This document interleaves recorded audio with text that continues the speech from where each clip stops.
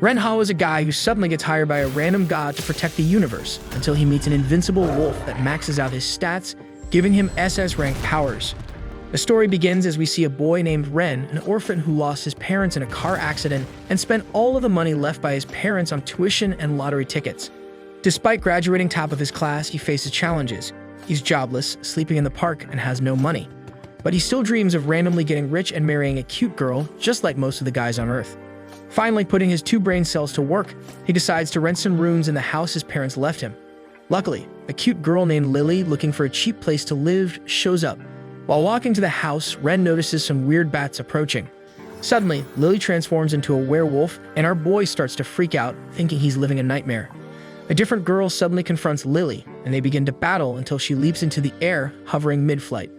Ren watches in awe as the mysterious girl unfolds red, bat-like wings and wonders what kind of twisted scheme is unfolding before him.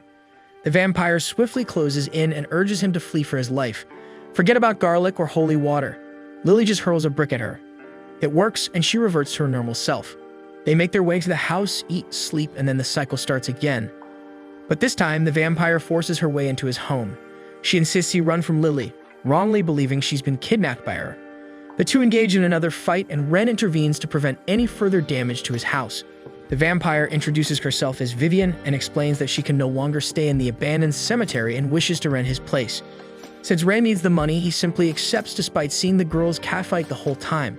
He suddenly receives a call from an unknown number saying he will be interviewed for a job. He arrives at the place and looks up to see a floating portal to another dimension. He gets transported into it, and there he meets his unknown caller, Raven. She explains she's one of the gods who supervise and maintain peace across different universes. She explains he will work for a company named Space, and his job is to protect mysterious species like Lily and Vivian who are being targeted by the Demon Hunters, an organization set to destroy all races across the universes. Basically, his job is to make sure his tenants are both safe and happy. If he turns down the offer, his memories will vanish and his tenants will disappear. However, with his salary of $20K a month, he doesn't hesitate to accept. He heads back home, falls asleep, and finds himself plunged into a dream world. There, a pack of wolves ambushes him, but with Lily's help, he manages to escape and wake up. At first, he believes it was just a regular nightmare, but then he notices the wolf fur in his hand, which seems to boost his physical abilities. Vivian senses no dark magic and tells Lily to sniff it to confirm if it belongs to her relatives. Lily sniffs it, only to realize she's been called a dog again. Vivian pops out her wings and in her celestial form creates 2 amulets for Ren to choose from, claiming they're silver amulets she picked up from an Egyptian village centuries ago. She even shows off a bunch of other stuff she either found or earned. Ren asks if any of it suppresses her blood-sect powers, but Lily just calls it all trash. Once Vivian is done lecturing Lily, she bites her finger and draws a line with her blood on Ren's hand, but it vanishes. She tries again, and when that also fails, she switches to a direct method, which ends up putting Lily to sleep instead. Vivian concludes her blood magic has no effect on Ren, and just as they start thinking it might be due to his new job, Ren gets a call from his boss who summons him for an urgent task the next day. The next day, Ren pulls up to a fancy mansion that someone as broke as him has no business being near to meet Raven. The hype fizzles out fast when nobody shows up at the gate. Then Raven shows up out of nowhere in what looks like weirdly hot Animal Crossing cosplay and says the massive greatsword he drools over is just for cutting girthy tree branches and tells him to be a good boy and head inside to wait. Inside, she finally walks in and starts talking about a terminal buddy that's apparently a hot trend among the ladies and then slams it on the table. As soon as Ren touches it, the device lights up and Raven explains he can control it with his thoughts, so he gives it a try and an emergency panel suddenly opens. The sassy lady mentions it might come in handy when things start getting cooked, but Ren panics because he's just a gentleman, mostly gentle and without the man, so she shouldn't expect him to go on dangerous missions. Raven tells him to calm down because he's technically immortal now since the organization just needs a new host body to stuff his soul into if he dies. After that, she kicks him out of her office and nearly forgets to brief him about the mission before dropping him straight into it. Before that, she drags him to the enhancement center to fix up his body before the mission and pulls out a chamber that looks more like a medieval torture device. Ren questions if it's even safe and flat out refuses to step in. So she tells him to grow a pair and Jackie Chan kicks Bro straight into it before sealing it shut like she means business. He panics inside and swears to sue her for harassment, but she ignores the rant and presses buttons that make the coffin spin like a cursed Beyblade until lightning crashes down and the whole thing disappears into thin air. While his screams echo, Raven casually wonders if she hit the wrong setting. Ren ends up in a dark open field under 2 glowing moons. As he walks through the freezing windy plains, he doubts the enhancement worked, and the terminal whooshes out of his pocket to explain that Raven accidentally picked the version meant for special needs kids. He begs the device to warm him up, but Terminal argues he's not a freaking servant, and as the newest tech in the hood, the most it can do is give hot information. As they head into the cave, the Terminal lets him know he's in a parallel world and says there's no time to explain anything, so he should lock in 3 things. First, if he dies here, he dies for real. Second, he should never question the weird stuff he sees. And third, he's not some stray mutt, so the Terminal prefers staying tucked safely inside his pocket.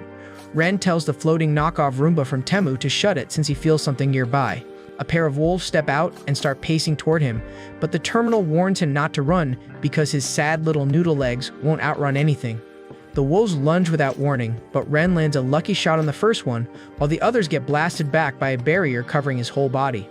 The Terminal claps for him, discovering Rigid Shield, which auto-activates once he gets hit, but his win streak ends when the wolves start howling to summon the whole squad.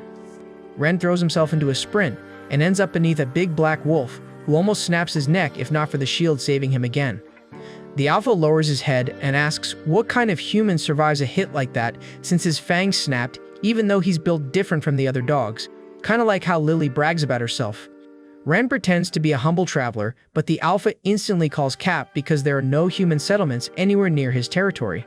Even so, Ren feels kind of hopeful to hear that humans exist here, but that hope dies quickly when the Alpha calls in the full pack, including the baby wolves, to eat him alive. The kids start whining that he's way too bony, which annoys the Alpha, but Ren jumps in to say they can chill because he knows a good dentist if the Alpha just takes him to the nearest village. On the way, he asks the Alpha more about its world and finds out fast that humans stay greedy no matter what dimension they crawl into. When they arrive, Ren keeps his promise and walks into the abandoned hut. Inside, he tries to use the Terminal as a flashlight, but it gets so pissed it yanks him around until he falls. On the floor, his hand brushes against something weird, so he begs the annoyed hunk of metal to quit being salty and turn the light back on. That's when the ground starts rumbling. A mysterious aura surrounds them, and a random beam shoots into the sky, erasing whatever it hits like it never existed. Meanwhile, Lily patches up a scruffy puppy, but after she lets out a sneeze, the dog runs like she's radioactive. She chases after it and ends up crashing into a tall Jack guy. The dude doesn't even flinch. He just keeps walking, leaving her stunned how he didn't move an inch after getting banged by her. She heads back with the puppy in hand and catches Vivian in a suspiciously close moment with the vacuum cleaner. Vivian acts like nothing happened and changes the topic fast, saying the perfect place she found Lily, the perfect sleeping spot for her, as she points at a doghouse she found next to some homeless man. Back at the enhancement center, Ren returns and gets a casual welcome from Raven, who asks how it went.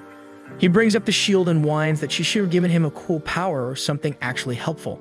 Raven explains that the upgrades need time to settle into his system before he sees real results. She then tells him the dream world he visited is sort of like a parallel universe that says most humans can't cross over on a whim. Ren finds it strange because he's been there before in his sleep and hands her a piece of fur he brought back. With that, she kicks him out of the mansion and advises him not to overthink anything because his next mission in Europe needs his full attention. As he heads out with a ticket, Raven lights the fur with a spell, watching it burn as a sign that something from the other world just leaked into theirs. At the same time, a green-haired guy who seems to be a demon hunter gets stripped out and prepares to fly off to Europe as well. On the plane, Vivian asks Ren about the target and hears that all he knows is they need to find someone in a place called Yorkford. She peeks out the window, stunned that airplanes go even higher than Snoop Dogg, and shares that's her first time flying since she can fly wherever she wants. Lily roasts her and says that just means she's a broke bum who can't afford a ticket. Once they land, Vivian senses that the place looks way different from what she remembers.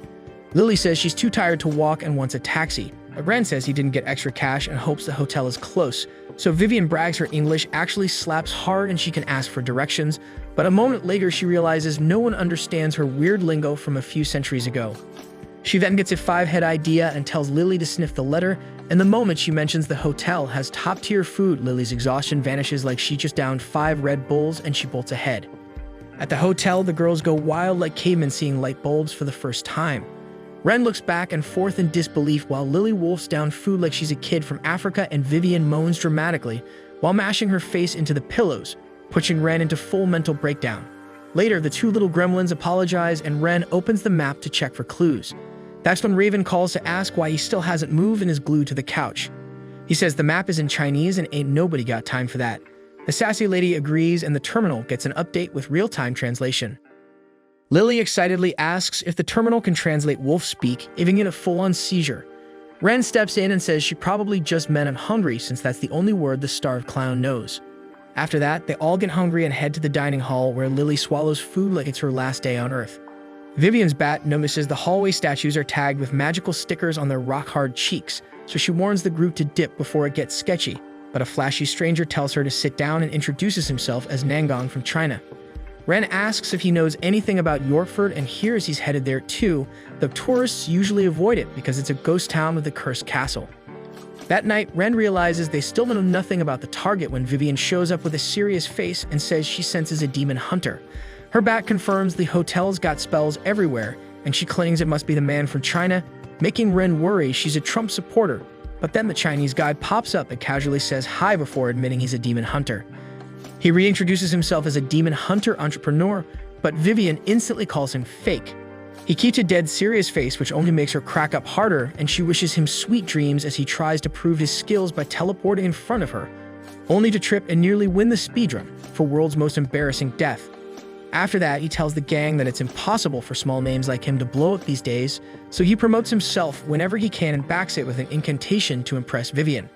He then instantly clocks that Ren and the girls are not regular people, and while Ren tries to act clueless, Nangong calls him out since normal humans don't know about demon hunters. With that out of the way, Vivian admits they don't know the way, so Nangong graciously offers to lead the vampire babe to Yorkford.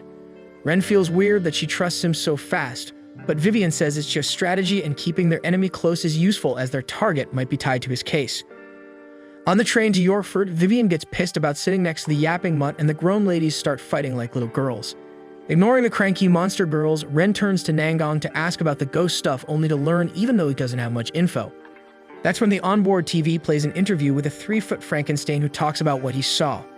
The fat man whispers like a creep about some wild blue fire swirling around the castle. He milks it hard with traumatic fear, and the reporter says the government now offers cash to whoever solves the mystery, which makes Vivian's eyes light up. Right then, Big Chungus, Indian grandpa, and a blonde chick walk in with bad vibes. The big guy loses it after his toe slams into Nangong's briefcase. Lily shifts it aside with ease, and the Chinese guy brags that it contains a powerful weapon. Vivian gives him a vibe check saying real demon hunters don't rely on weapons, which means he's trash at his job. Once they finally arrive at Yorkford, they are greeted by the crusty fat man from TV who apologizes that there are no empty rooms. But he says he's willing to make some empty for the hot babes with a grin so filthy it belongs on a wanted poster. After a brief wait, the ugly innkeeper hands them the keys. Vivian carries Lily upstairs, who's somehow asleep while standing, and of course, it turns into a bit of a commotion. Nangong grabs the other key for the room he'll be sharing with Ren, while the innkeeper asks if they're planning to visit the castle for the ghost events. Ren tries to brush it off, but Nangong jumps in like a complete clown, proudly announcing that he's a professional demon hunter from China and has come to wipe out all the evil spirits in the castle. The old man mutters something about hearing of Chinese necromancers before, but Nangong quickly dismisses them as second tier. The geezer apologizes and introduces himself as Angus, claiming he owns the hotel. Meanwhile, Vivian seems to be struggling with half-asleep Lily, who's clearly not making her job easy. Nangong asks the old man for a more private place to talk and requests a map, but Angus tells him there's no such thing and starts explaining that the so-called ghost castle was actually known as Yorkford Castle centuries ago. He tries his best to scare them off by sharing old spooky tales, saying that after a rebellion, a group of soldiers got trapped in the tunnels and turned into ghosts who now hunt treasure seekers for revenge.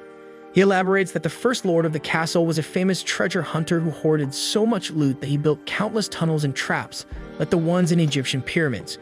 This lord had 3 sons, but after his death, the eldest inherited the throne and the treasure, which caused a rebellion from the other 2. A city turned into a battlefield, and the castle was reduced to ruins, with all 3 brothers dying inside it. After hearing the tale, Ren heads over to Vivian and shares it with her like a husband reporting to his wife. Vivian reveals that her bat minions, which she sent to scout the castle, did pick up traces of ghostly scents, matching the old geezer's spooky story.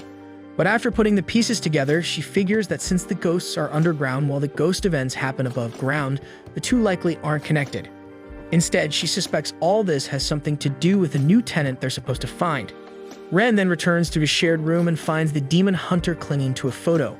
Turns out Nangong has a sister he deeply cares about, though he hasn't seen her since becoming a demon hunter, having left to protect her from his dangerous job. Ren panics at the thought of sleeping next to someone like that, but Nangong casually acts like he's already dozing off in his torn sleeping bag. To make things worse, the lights suddenly go out, though Nangong calmly assures him it's just a regular power cut at the hotel. The guy even offers to share his sleeping bag, but Ren shuts him down instantly. Meanwhile, the old geezer escorts a trio to the castle, demanding 50 euros per person. The trio argue that they agreed on 35, and after a brief commotion, they settle at 45. As the van drives off, Nangong sneaks from the window, smiling while spying on them through a binocular telescope. Back in the room, Ren is dozing off when the window suddenly swings open and Vivian jumps in, giving him a scare. She tells him that Nangong has already left, along with the same trio they saw on the train. Worried they might harm their tenant, the two quickly grab the still sleepy Lily and rush to follow. On the other hand, the old geezer does his best to spook the trio, while Nangong enjoys a free ride on top of their vehicle. Just then, a serpent slithers out of one of the trio's bags, startling the demon hunter since he's terrified of insects and similar creatures. The trio gets scared from the noise, but Angus suspects it to be a ghost moaning. Back to our hero, Vivian is flying high while carrying him through the sky, following their werewolf friend who's been tracking Nangong's scent. Along the way, she mentions how her summons have found a shortcut that might help them catch up. Just then, Ren realizes he has gotten enhanced vision and uses it to see that Lily has somehow fallen asleep mid-run, crashing headfirst into the ground. The two land to check on her, but luckily Lily's crash ends up revealing a shortcut to the castle. The shortcut turns out to be a rough one, filled with traps and obstacles, but they manage to make it through in one piece. After getting out, Vivian suggests they stay alert since they have no idea what's ahead. Fortunately, they manage to catch up to the trio and even spot some exorcists nearby. When Lily asks if they're close to the new tenant, Ren checks with the terminal, but it tells them to search on their own. He tries asking again, but the useless thing just plays deaf.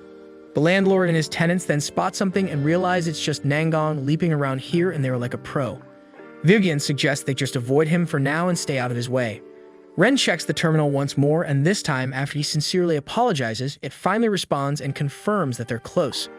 When the trio arrives with the exorcists, Vivian and Lily put on a ghostly act and scare them off properly, with even the terminal helping out this time. Once the coast is clear, Vivian tells Lily to move the rock blocking the entrance, and all they find inside is a total mess. With Vivian's help, they spot some ancient text, which Ren gets the terminal to translate. The transcription reveals a riddle, and using Lily to solve it, Vivian uncovers a hidden staircase that might lead to their new tenant. As they head deeper into the dark dungeon, the stairs soon end and open into a massive underground tunnel system that is far too big, hinting that the rumors about a brutal war down here might actually be true. Out of nowhere, Lily picks up a scent and tells the other two to follow, while Nangong on the surface sniffs something sus under a boulder. Using his gravity ward, he lifts it and finds a secret path that he dives into right before the boulder uses its own gravity magic on him. Meanwhile, the girls sit down and chill like it's a damn picnic. When Vivian turns down her snack, Lily calls her a grandma scared her dentures might fall out. But before they throw hands, Ren swoops in, saying they're both hot teen girls in his eyes. Right then, something sketchy echoes from the tunnels and they creep toward it, guessing it might be the new tenant. Vivian thinks they're close to the church, and as they round the corner, they spot an old man who looks like he drinks Pokemane's bath water every day.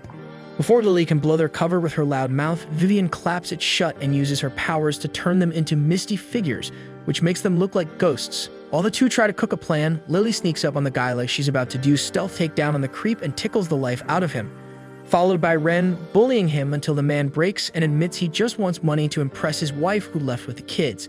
Vivian's mist starts to fade, so Ghost Ren commands him to vanish before he gets angry. Once the creep is gone, Lily points to some drawings on the wall which Vivian identifies as ancient runes, warning that the spirit of the evil Diddy is sealed there, and waking him will alert the thousands of ghosts guarding it. Vivian places her hand on the wall, which glows ominously as arrows rain down from above. While Ren shields the girls, Lily breaks through a door on the side. At the same time, Nangong crawls through an endless tunnel when a cute rat shows up right in his face and startles him so hard he blows himself up like a creeper. As they move ahead, Ren observes the rundown area before realizing they are smack in the middle of a textbook boulder trap, so the trio presses against the wall to sneak past it, but the lobotomized dog girl barks after the rolling rock like it's a fetch quest and ends up opening a trap door. Vivian swoops in and narrowly stops her from turning into a splatter stain, while Nangong finally reaches the rune wall. He grins like a fool and believes he can totally read the Chinese and touches them, only to get turned into Swiss cheese by a storm of arrows. When the girls finally land, Ren crashes down with his colossal dump truck and flattens them, but they forget all about it the second they spot treasure piled high. Ren stops them right before they leap into a pit of spikes and catches that it's all a thirst trap made for greedy clowns, while he demonstrates some Buddha tier patience. As they venture further, Ren springs a trap that causes the walls to close in on them, and the second Lily tries to use her powers, she goes weak in the knees. The same happens to Vivian, and both girls realize their powers are sealed. Lily whines she never got to eat a pancake before becoming one herself, and Vivian tells Ren to run, but Ultra Instinct Shaggy stays calm and pops off with just 1% of his energy, leaving the girls stunned. Meanwhile, Nangong arrives at the boulder zone where he pulls the 5-head move of hugging the wall, but then Mr. Smoothbrain walks right up the slope thinking treasure awaits, only to drop down a trapdoor that lands him in a massive lake. On the flip side, Ren and the girls decide it's break time when our guy almost wets himself as a ghost knight appears, and then his whole squad chases after them. Lily punches the first one and nabs his golden sword, while Vivian seals the path behind them as they dive into the next room. Lily spots something etched into the blade, and Vivian freezes after reading that the thing locked up here isn't some ghost, but a magic stone that can summon demons from purgatory. Lily asks why they don't just smash the thing, but Vivian says that's not how it works since the stone is sealed. If that seal breaks, some ultra-dangerous threat might pop out and plunge the whole world into chaos.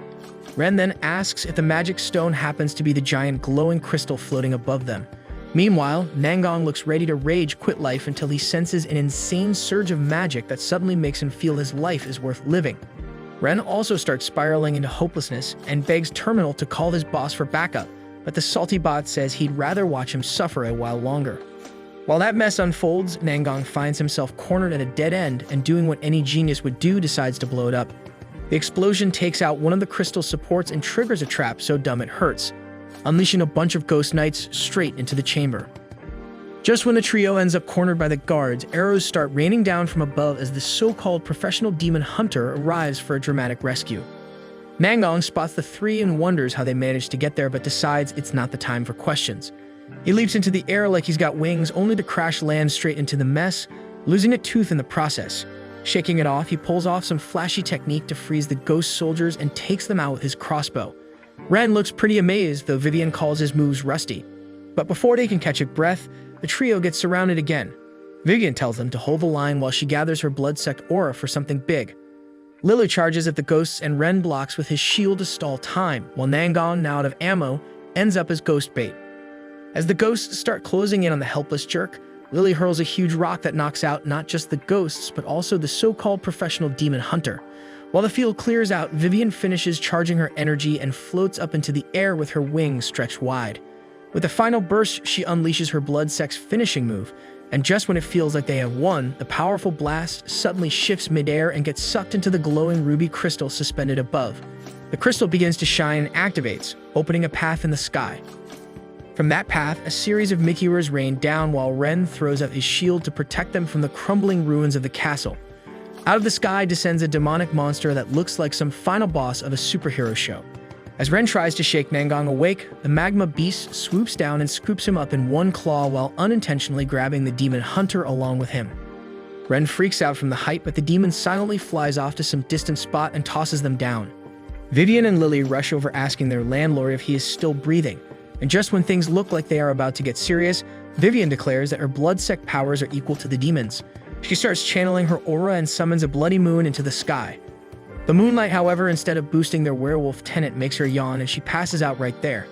Vivian gets ready to unleash an attack she claims once sent some guy named Poseidon flying, but right before she can go full blast, the demon interrupts everything by repeatedly calling out to his landlord in a tone that makes it hard to tell whether he is serious or just bored. The useless machine finally wakes up and announces the obvious, claiming they have found the new tenant. The demon introduces himself as Isax, while Vivian asks the dumb terminal if this is a technical glitch of some kind, but the machine confirms the signal is coming from right here. Isax thanks Nangong for waking him up and tries to return the favor by spinning him around in his claws, only to end up flinging him far off into the distance. He then turns to his new landlord and asks for a leasing contract. Vivian protests, but Lily doesn't even hesitate before agreeing and shakes hands with him like they are long-lost friends. She even gives the demon a nickname, calling him a big guy, which he seems to like. When Ren asks the terminal if they still need to worry about the ghosts haunting the castle, Isax takes the job himself and wipes them out with a meteor attack, taking the entire castle down with them. Out of all things the terminal could comment on, it just says how polite the new tenant is. Vivian tries to argue against accepting the demon, but ends up getting flattered when Isax compliments her magic as powerful. Right then, Ren hears reporters approaching and starts panicking that the demon is going to go viral online. Isax offers to fix that by blowing them up with another meteor, but before that mess happens, Ren quickly asks if he can just turn into a human instead. Luckily, the big guy transforms into one, though now he just looks like some chain-snatching thug from a crime show. The next day, Ren heads over to meet his boss and starts complaining right away about nearly dying the place she sent him to. Raven doesn't even flinch and instead asks about his new tenant. Ren explains how the guy tries to solve every issue by throwing meteors and eats soy sauce like he's sponsored by it. He also found out that the guy crash-landed on Earth in his spaceship about a month ago, and that the magic stone they saw was just a random portal. Raven explains that the big guy's spaceship actually got stuck in another dimension, which is the real reason she sent Ren on that mission. When Ren asks what Isax used to do before all this, Raven cheerfully drops the bomb that he used to be a demon tycoon who messed up his business and ended up getting scammed by his own people.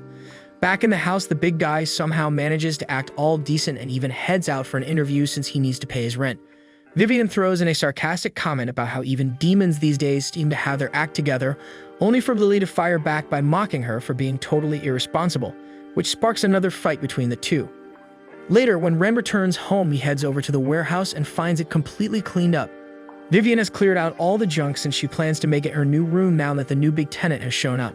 She then shows him a plate she found during the cleanup with some strange text carved on it. Pointing it out, she mentions the writing looks odd, and the moment Ren sees it, he instantly recalls that it looks exactly like the plate he found in that dream dimension, the one he thought he lost but later recovered from the laundry. Seeing it again, he hopes the Wolf King is doing fine, and when Vivian asks what's on his mind, he replies he's wondering how to return to that strange dream world. Taking a closer look at the plate, Vivian suggests it might not be a coincidence, and maybe he visited that dream realm when he was a kid. She starts reading the text with a serious face but drops the act right after, saying she doesn't get any of it. Just then, Ren gets a phone call and is told that Isax has been caught by the police, and Vivian comments that it was only a matter of time considering he already looks like a walking crime poster. The next day, Ren drags himself like a zombie toward Raven's sudden mission call when he spots a pretty girl singing without lyrics in the park. Terminal jokes that she is probably homeless and makes a living on the streets. As Ren stands mesmerized by her voice, the girl smiles and waves at him. He waves back but remembers he has no cash to offer, so she watches him walk rudely away and gets mad. At the mansion, Ren sees Raven mid-mood swing as she tells him the next target was accidentally transported to a planet light years away and now it's his job to go fetch them. Ren says he needs a break after the madness he just went through, but she tells him to man up.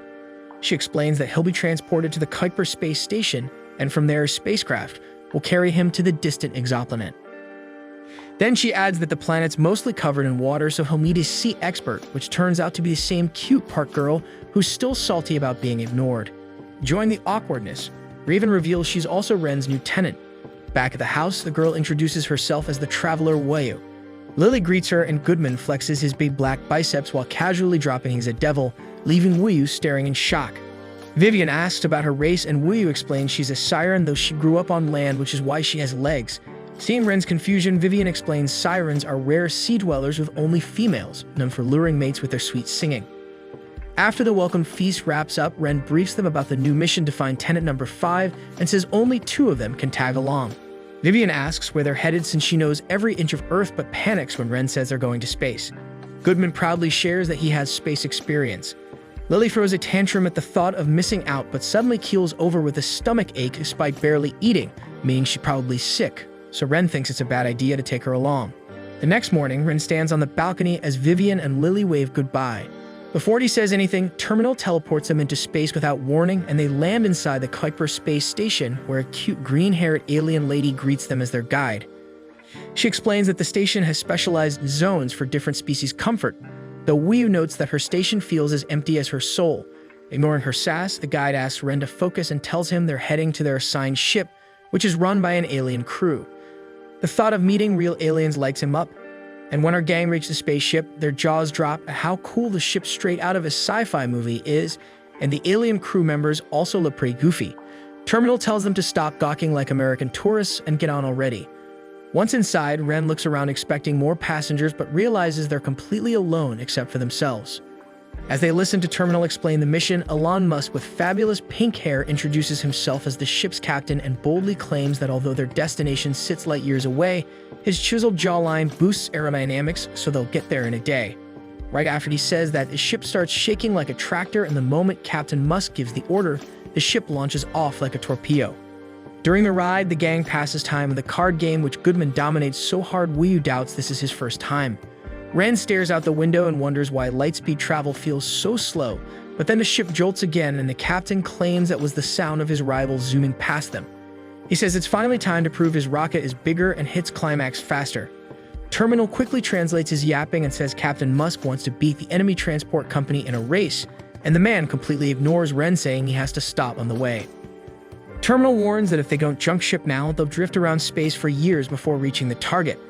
As the two ships bang each other like they're Beyblades, the trio rushes toward the nearest escape shuttle. Ren asks Terminal how to power it up, and the moment he plugs it in, the bot screams that he's screwed because the ship can't launch unless the hatch opens and only the captain has access. Ren looks stuck, but Goodman grins like he's waited his whole life for this. He says he's been bench pressing trucks and promises his big beefy biceps never let him down. He throws himself at the hatch and transforms, pushing like a monster until it cracks wide open. Terminal launches the escape ship with Goodman still on top, and they dive straight toward the target planet. On their way down, the temperature spikes and Terminal casually mentions that the brakes are cooked. Ren and Wuyu freak out while Goodman lounges on the roof like it's a beach day because he's clearly built different. As they hit the atmosphere, things begin to cool, but not enough to stop them from crashing. Ren watches the ocean get bigger and bigger until the broken ship smashes down into the waves, and the last thing he sees before blacking out is a stunning mermaid baddie swimming right toward him. The next thing Ren knows, he finds himself back in the dream dimension again. The Terminal explains that some sort of spiritual instability caused by drowning has pulled him here. After realizing that the Terminal can function in both worlds at once, Ren hears a strange noise and quickly heads out of the cabin, spotting the same old wolf clan from before being attacked and pushed around by a group of red wolves. Just as the wolves are about to get hit, Ren steps in and saves them using his shield.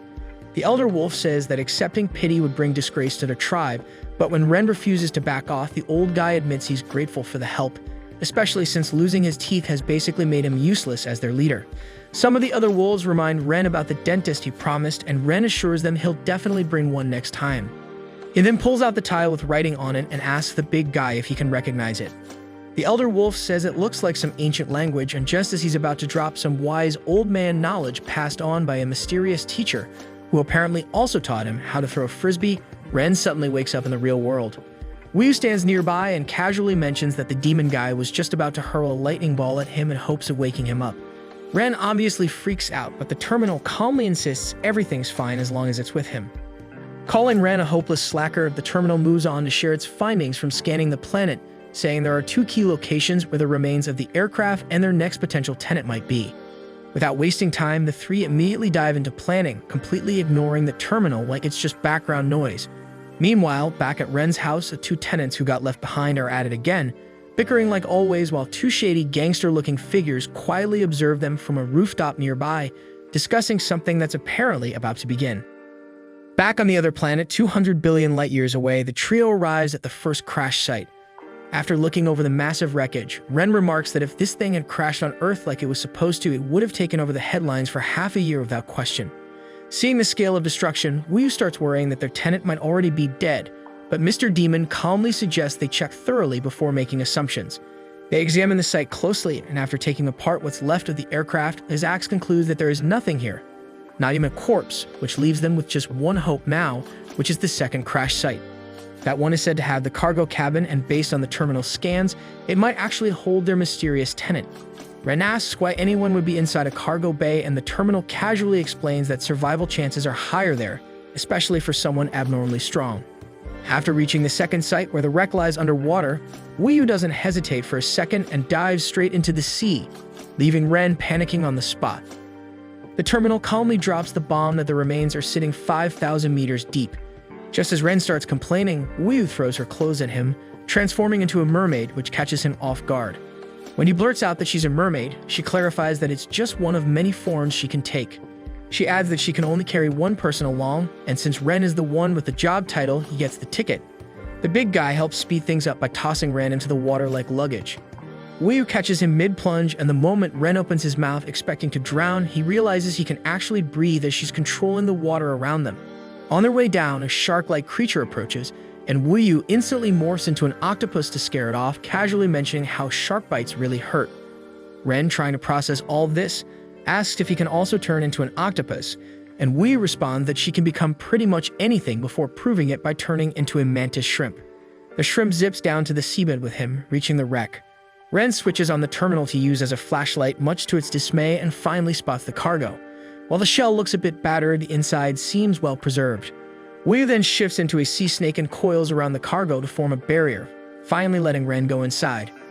While Ren keeps arguing with the terminal to contact his boss since there seems to be no one inside, Wuyu ends up finding a capsule filled with an egg and a bunch of baby products.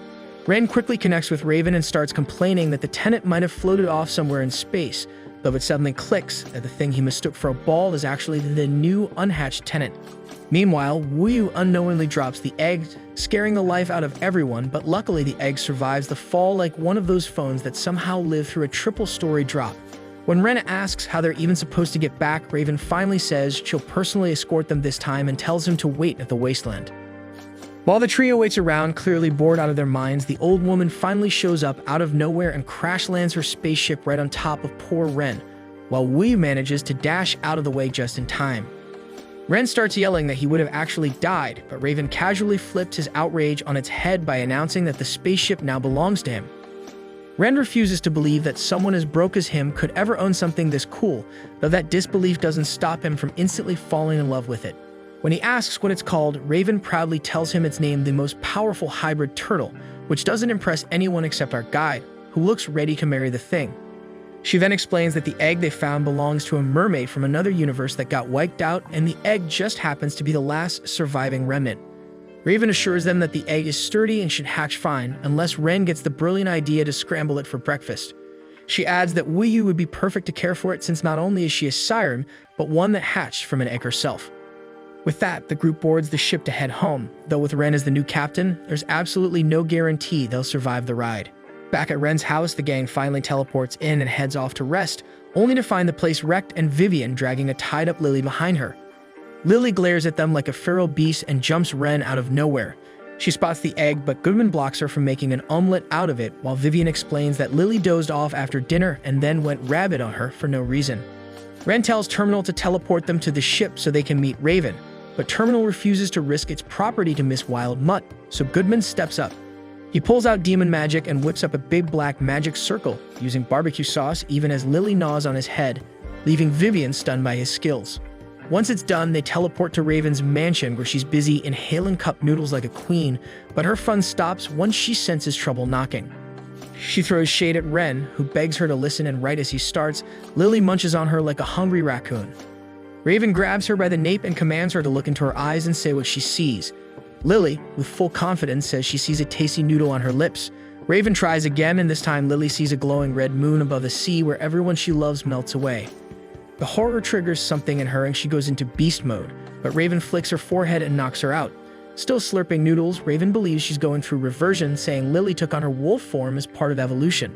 This process usually takes years, so Vivian starts to freak out, wondering if Goodman's demon steroids made it into dinner. Raven explains wolves react to moonlight, and Ren recalls the blood-red moon at Yorkford. With that, Raven tells them to toss Lily into the enhancement room and stop wasting her free time. Lily wakes up in the coffin a few hours later and apologizes for worrying them all before she starts fighting with Vivian like usual, while the rest of the gang is just relieved she's okay. Ren tells them to go home while he gives Raven a full report. Inside her office, Raven asks if his new life is going fine, and Ren says yes, but she warns that Lily's reversion isn't over and she's only suppressed it for the time being. Ren starts to worry, and Raven believes that the best move is to let her evolve during the next full moon, which turns out to be the very next night. She tells him she's busy, so this one's on him, and it's not her job to babysit his tenants anyways. The following day, Ren buys everything on the list for a camping night in the wild and unsuspectingly walks by the Yakuza-looking guy who has his eyes on him. Back at home, he finds Vivian cooking poison like a witch from Scooby-Doo, which she says is her family's special recipe with the Colonel's secret 11 herbs and spices. As the night drags on, Lily keeps munching spicy potato sticks like a chopper machine, while the rest play games until they were so tired they slowly crash one by one. Later, she sits alone under the moon and her loud howl wakes Ren, who calls out to her a few times. She snaps back cranky, so Goodman grabs the barbecue sauce and tells everyone to stay inside his magic barrier. After some powerful winds wreak havoc through the area, Lily's evolution finally wraps up, and once the dust clears, the gang stands speechless at the sight of a humongous cute Siberian husky instead of some vicious wolf. Staring into her adorable puppy eyes, Ren walks up without hesitation and she licks him in return like he's a meat-flavored popsicle. Vivian hits Lily in the face with a ball, hoping to knock her out, but that backfires and she goes full beast mode. Ren asks Vivian to fly him over, with Goodman and Weave following. He tells Goodman to stop Lily and watch him cook, but she eats the big guy like a football right onto Wayu, who feels her soul leave her body from the 300 pounds on top of her. Vivian traps Lily using her magic, giving Ren a chance to climb up. He tries the power of friendship speech, which ticks her off even more. Just then, she freezes at the sound of the soft melody of Wayu, who's really proud she could help. After Ren promises Lily some juicy ribs at home, the oversized pup gives a happy woof and knocks out. As Lily shrinks back, Wayu zooms in to block Ren's view while Vivian weaves a magic mantle to cover her. The girls offer to handle the cleanup and send Ren home with Lily sleeping on his back, unaware of the sketchy Dew lying in wait for him. Right after Ren questionably gets her changed with a blindfold on, he hits a karate chop to the neck by the first guy who is disappointed how weak he is, while the tough man has his eyes set on Lily. When Lily opens her eyes, she finds herself drifting through space, equipped with strange gear that lets one hand shift into cold claws and the other into burning hot ones. She dozes off again and wakes up later, this time lying on the dusty floor of what looks like a trashed warehouse, wondering if her landlord's place got wrecked so badly it's now under renovation.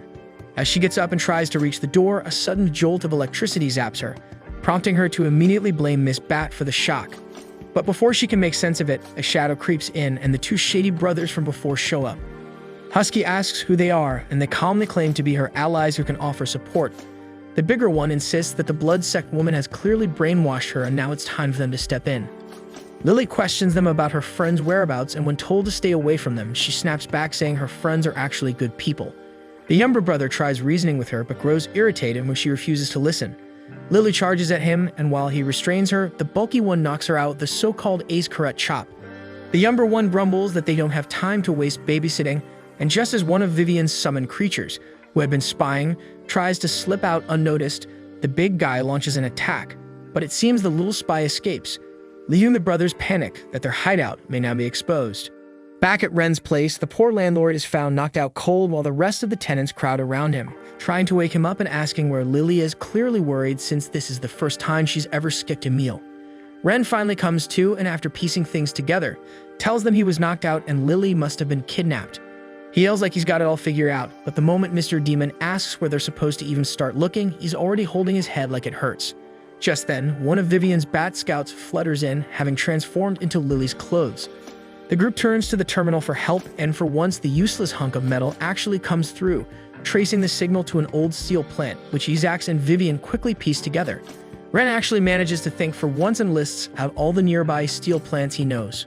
The group decides to split up, with our guy clinging to Vivian's team as always, mostly because she's the only one willing to carry his dead weight. Meanwhile, the two shady brothers are busy plotting something pointless, working overtime to stop the blood-sect girl from pulling off something she doesn't even intend to do. They double down on security, convinced they're being clever, and make sure no one can sneak past their so-called defenses. As Ren and the blood-sect lady reach the suspected hideout, Vivian immediately notices that the fog surrounding the place isn't just any fog but black fog, a cursed kind of magic she's had run-ins with before, and from the looks of it, a particularly nasty one. Meanwhile, the other half of the crew ends up in trouble thanks to the demon-looking dude smashing a door open after wrongly assuming Lily was trapped inside.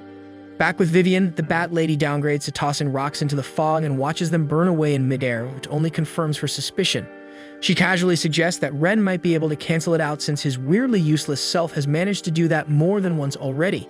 Ren runs a quick little test and then asks her to carry him up. Vivian tells him to keep his shield ready in case something goes wrong, but before they're fully in the air, the younger shady brother spots them and hurls an attack that Vivian barely dodges. As the guy shifts into a demi-wolf form that looks a lot like Lily's, they start suspecting he might be from her clan.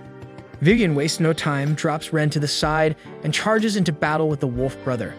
Meanwhile, on the other side, the demon tenant somehow manages to turn the situation into a game with the workers, completely unaware that chaos is already breaking loose. As the battle kicks off between the wolf and the bat lady, Vivian quickly takes control of the fight, and somewhere mid-clash, the wolf suddenly calls her by her forgotten title, asking if she really is the Countess in the Crimson Moon. Meanwhile, our demon Tenant finally manages to defeat the confused workers and escapes the ridiculous distraction. Even Ren appears to be doing something remotely useful, climbing up a rod like a snail while yelling Lily's name as if she's just going to magically pop out of nowhere. He somehow reaches a window and jumps in, only to come face to face with the big wolf brother who tries using his signature neck slammer again. But thankfully, Ren's shield activates just in time to save him from another trip to unconsciousness. Ren quickly throws up his shield and runs for his life, though the wolf turns out to be annoyingly faster. As Ren keeps running, the terminal wakes up just to point out the obvious that Ren has no chance without a fight. Ren snaps back saying he's just a regular guy, but the terminal insists his body has been enhanced enough to go head-to-head. After giving it some thought, Ren stops and tries to fight, only to get completely wrecked and sent flying like Team Rocket blasting off. While recovering, Ren wonders how the guy keeps finding him no matter where he hides, and Terminal casually reminds him that wolves tend to have a decent sense of smell. Before Ren even gets the chance to stand up properly, the wolf is already on him again, but this time Ren takes a massive leap and finally uses his head for once. He causes Rain to mess with the wolf's sense of smell, then ditches the idea of fighting and focuses on what matters, which is finding his hungry tenant. He locates Lily sleeping and wakes her up to tell her everyone's been freaking out about her, but all she does is complain about being hungry and demands food like nothing happened. Ren asks her to head home with him and tries to sneak her away, but the wolf shows up once more. Ren straight up asks if the guy's a part-time kidnapper now, only for the wolf to claim that the girl is his companion. Lily flat out denies it, which the wolf blames on her being brainwashed by a vampire. Right then, Vivian bursts in and smacks Evan, the younger wolf, knocking him out. The big guy rushes to check on him, and Vivian finally rejoins the group. When the older wolf gets angry, Evan tells him not to fight her since she's a countess. Before fists start flying again, Ren actually acts like the adult in the room and asks them to sit down and talk. During their little group meeting, Ren explains that Lily is just his tenant and nothing more, though the wolf struggles to believe that someone from their kind could peacefully coexist with the blood sect. While arguing, the wolf brother lets slip that some old prophecy is nearing where the outcasts will finally regain full strength. Just as things start to settle, another uninvited group arrives, and it's none other than the demon hunters. The wolf brothers instantly transform, looking ready to throw hands before getting surprised and attacked from behind, while the man who looks like Giovanni without the aura distracts them. When Ren tries to hit him with Talk no Jutsu, the old man tells him not to take it personally and signals his troops to move in. Ren shields the wolves until their ammo runs dry, and the squad makes a run for it. Bolts rain down again, but this time Vivian and Lily clean house, while Ren yeets Terminal like a flashbang without consent. As the enemy squad scrambles, Vivian plays with the hairless potato like a toy, while Lily bullies the other hunter harder than a lead player at 3 a.m. Meanwhile, Ren finally thinks he's safe when more old men approach, only for the wolf bros to jump in. A red-haired baddie shows up and claims Ren as her prey. She attacks without holding back, shocked that someone with malnutrition hit so hard. Still, she pushes him around with her explosive rounds and counters his attack like she's Revy from Black Lagoon by jumping off and shooting him midair, but Ren makes it out and beats her with the brutal force of cold hard gravity. On the other side, the wolf bros get overpowered. When Evan takes a hit straight to the vitals, his brother loses it and almost rips the shooter apart before Giovanni stabs a dagger into his shoulder that freezes half his body. The man says it's a shame to unlive such a young one and offers to spare him if the older brother gives up their goal. Right as he agrees, Ren crashes in like the final boss, followed by Lily, who awakens her new powers at the sight of Evan bleeding out. With a mix of fire and ice, she summons hurricanes way bigger than the ones that hit America and blast them all to safety. Later, they regroup in the forest. Big Brother admits his bold moves led the hunters right to them. Lily and Goodman arrive soon after. Wuyu checks Evan's injuries and says she can fix him up easy, and with no better option left, the Big Brother hesitantly agrees. While she heals Evan, they do introductions, and Ren tells everyone that the people who kidnapped Lily were sent by her own clan. Vivian presses him on the reason behind it, and the man explains they're just following the Siren prophecy, which says outcasts will soon rise up and dominate humanity once and for all to reclaim their old glory, which is why they wanted Lily back. Lily calls his logic brainless, but Big Brother argues he thought the vampire queen brainwashed her. Wuyu finishes healing Evan and looks happy she can help when suddenly another hunter fails to ambush them and nearly gets his skull crushed by Goodman's extra girthy fingers. Giovanni tells him to stand down, but Goodman refuses to go down without a fight. Lily tells him to pound the geezer, but the big guy says his heart's just as huge and wants to try his special move diplomacy first. Still, Giovanni politely asks the friendly big guy to move out of his way because he's got so-called criminals to arrest.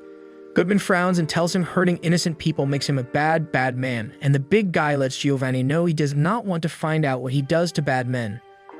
First, Goodman summons a meteor to scare the crap out of the fool, who bolts immediately, only for the big guy to teleport behind him and whisper all the fun things waiting for him if he doesn't fix his ways. Realizing there's no getting through to him, Goodman flicks the guy into permanent sleep mode. As the Wolf brothers prepare to leave, Wu stops them and asks about the Siren who told them the prophecy and what it actually said. After that, they invite Lily to come back one last time, and she says she's pretty happy where she is. Goodman ties up the naughty hunters while the gang also gets ready to go, until Mommy suddenly appears and grabs Wu as a hostage. She demands her allies back, and Wu calls out to Ren for help. Just then, a cocky voice echoes through the forest, bragging about his demon hunting skills and giga-chad energy. Nangong enters the scene and tells Mommy to hand over the Siren, promising to return her after questioning her, so the lady lets her go in exchange for her allies and vanishes, frustrating Goodman that they escaped before they see the hunters light up Christmas lights thanks to Terminal's traps. Wu then elbows the guy in his gut and hugs Lily because she was super scared, while Nangong walks to her saying he was most worried about and asks all of them why they're with Wu. She walks up to him with a goofy smile and then blasts him off like Teen Rocket into the nearby tree and shouts at her backup Oni-chan to stay out of her life. Back at home, Lily puts something on the stove to boil while Nangong reveals his real name is Samba and claims he's the brother of the cutest girl in the world who stays stuck in his head non-stop till she nearly crushes his neck in half to shut his yapper. She boils over him, stalking her everywhere, and when Ren tries defending his brotherly love, she fires back by listing the times that creepy rat hole of a big brother keeps watching her, whether she's in the ocean, in the bath, or that one time he even set traps to protect her during the camping trip, only for those things to blow up in her face. To dial things down a little, Ren asks about their parents, and Samba says their father used to be a demon hunter like him who fell in love with a Siren, which gets Vivian curious enough to ask if she can meet them, but Wu explains they vanished one day and that's why she's been traveling the world to find them. Confused, she then asks how they know her brother, so Ren talks about the mission at Yorkford Castle, which reminds Samba that he never actually figured out who the ghost was. Vivian pauses for a moment to think if he can be trusted, but Wu casually sips her tea and says the demon hunter is dumb as bricks if he's practically harmless, so Ren tells Samba he actually found out the ghost was the big buff demon in front of him. Goodman steps in and introduces himself, followed by Lily, who still doesn't know she's a husky, and after Vivian teases her about it a little, she breaks down crying. Watching that, Vivian offers to confirm her race with a blood test and tricks Lily into getting close before she bares her fangs and gives her a spicy love bite. Samba gets a little too excited watching from up close, but Goodman tells him to calm down and keep in his pants. Once Vivian wraps up, she reveals that Lily's not just a husky, but even carries noble blood, confirming she has nothing to do with wolves. That makes her angry, so the girls start fighting as the Wolf brothers show up at the door. Inside, Vivian gets suspicious and asks why they came, to which the big brother says he wants to recruit one of the tenants. Things get messy fast as everyone ignores Ren and chaos breaks out. So Big Brother figures he's got no choice and slams a brick of gold on the table to bribe the vampire princess, and it works like a charm. Lily smugly claims her heart doesn't fall for such material trash, snapping Vivian out of it just as the house suddenly goes dark. At first they think it's an attack, but Lily points out the stove is off, so Ren checks with Terminal about his bank balance, and it replies that it's as empty as his non-existent brain. He tries to figure out where all of his pay went when Lily remembers she asked Vivian to cash out his check, and Vivian vaguely remembers getting confused and tossing it in the trash. The Wolf brothers laugh while Ren gets depressed and turns to each tenant begging for money, only to learn they're all just as broke as he is, so he gives up and locks himself in his room. The next day he wakes up and finds the whole house is empty and the bills are still unpaid, so he pulls out Terminal and asks it to teleport him to Raven. Meanwhile, a customer walks into a dog cafe where a cute maid who turns out to be Lily welcomes him with a precious smile. At the same time, Wu is out seeing in the park to make ends meet, when she becomes worried about her brother whose whereabouts are unknown. Turns out he's deep in the snowy mountains, hiking to the spot where he buried his inheritance 10 years ago, only to slip and fall like Humpty Dumpty. Meanwhile, Ren asks Raven for some cash, which makes her real salty. Still, she agrees to help him just this once since he's been pulling his weight recently. After that, he reports that the plates he found in the dream world have the prophecy carved on them. Raven tells him that it should have been obvious since the dream world's crawling with outcasts and that's where they come from. and she's genuinely shocked to see how clueless he's been the whole time. At night, Ren teleports back home and receives a surprise dinner from the tenants who grinded the entire day hustling to pay the bills. He thanks them and Lily surprises him with a cake she baked at the cafe. Seeing them getting along so well, the Wolf brothers finally decide to stop trying to take Lily back. During their dinner, Ren tells everyone about his mission to explore the dream world to find out more about the prophecy, which gives Wu hope about maybe finding her mother. Lily asks him permission to tag along and goes bonkers when he says yes, followed by Vivian, who wants to investigate her lost memories, and Goodman, who is both hyped up to see what's out in the universe. Suddenly, he remembers it's been a long time since he's seen the fifth tenant, and Wu remembers she put the egg in the kitchen sink, completely unaware of what the rock is cooking. Lily excitedly waits for the egg to finish cooking as the rest come in and ask her what she's doing. The autistic doggo innocently lifts the lid and reveals the egg, leaving everyone in raw shock. As he stares at them innocently with her puppy eyes, the egg suddenly cracks open. But that's where this video ends. Remember to like and subscribe to the channel. Thanks for watching, and I'll see you next time.